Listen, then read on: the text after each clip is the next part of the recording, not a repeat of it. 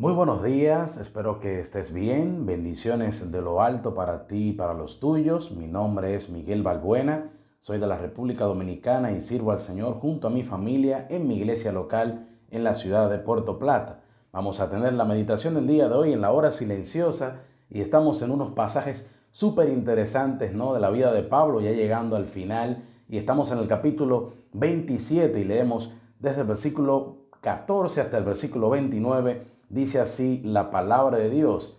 Pero no mucho después dio contra la nave un viento huracanado llamado Euroclidón, y siendo arrebatada la nave y no pudiendo poner proa al viento, nos abandonamos a él y nos dejamos llevar.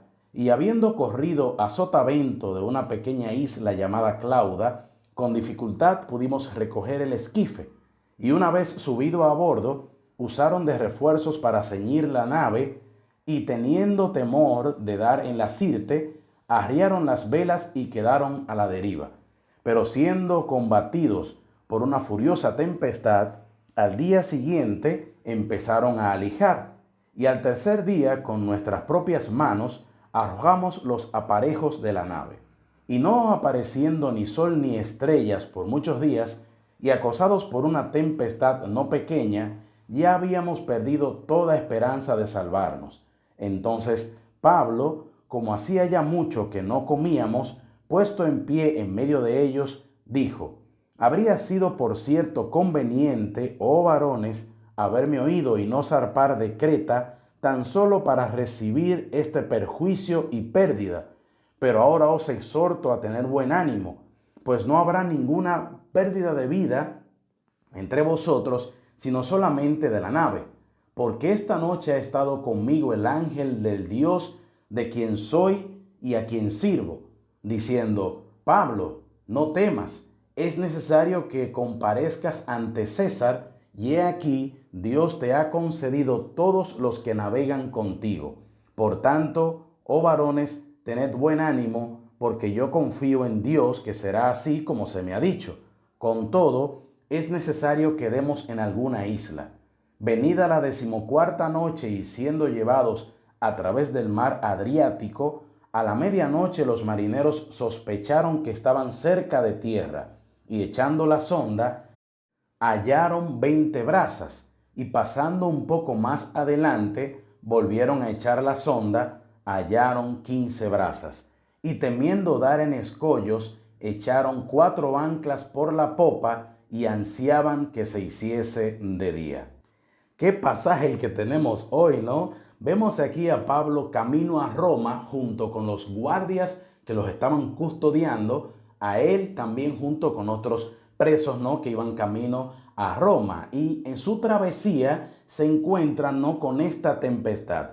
Recordemos que Lucas es quien escribió este libro de los Hechos y es quien está narrando todo lo que está aconteciendo. Por eso en un momento, a partir del versículo 21, menciona que Pablo se levanta y habla. Y hay cosas interesantes que marcar acá. Lo primero es que debemos definir algunas palabras que son muy pocas entendidas, ¿no?, de lo que es nuestro idioma común, porque son términos muy relacionados a la navegación, términos muy relacionados con los barcos. Por ejemplo, el versículo 15, que se menciona, ¿no?, ya del versículo 14, que ellos navegando se levanta ese viento huracanado llamado Euroclidón. Dice que la nave, siendo arrebatada, envuelta en ese viento, en ese huracán, dice, ¿no?, que ellos intentaron poner proa. La proa no es más que la parte delantera de la nave, y querían poner la nave hacia el viento. Y al no poder hacerlo, entonces tomaron sotavento, que es el lado opuesto al viento, y llegaron hacia una pequeña isla llamada Clauda. Entonces con dificultad intentaron levantar el esquife, que el esquife no es más que una embarcación pequeña que llevan los barcos, ¿no?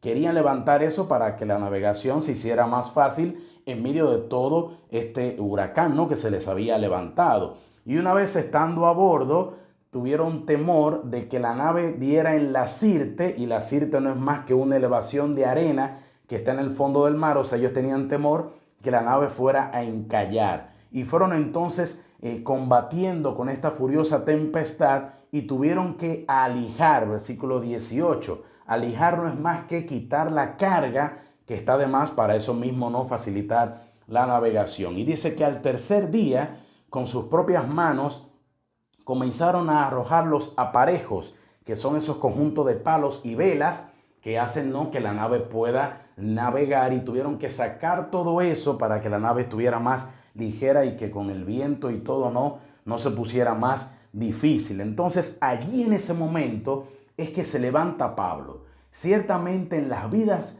que nosotros vivimos cada día van a venir dificultades, pero lo importante es que en su momento se levante un hombre de Dios y pueda transmitir el mensaje de Dios. Estos hombres, que muchos de ellos no conocían del Señor, necesitaban a un vocero, necesitaban a un hombre que se levantara. Ahora, ¿sabías que Dios espera que en medio de las dificultades y en medio de las situaciones que el mundo vive, te levantes como ese pregonero anunciando el mensaje de Dios? Eso fue lo que hizo Pablo. Pablo se levanta, dice Lucas, que habla al grupo de estos hombres y les exhorta, versículo 22, a tener ánimo. ¿Por qué? Porque Dios había prometido, dice el versículo 23, que el ángel del Dios a quien Pablo sirve, pero también al Dios a quien él pertenece, nosotros somos de Dios y servimos a Dios y contamos con la palabra de Dios, contamos con la promesa de Dios, y el mundo necesita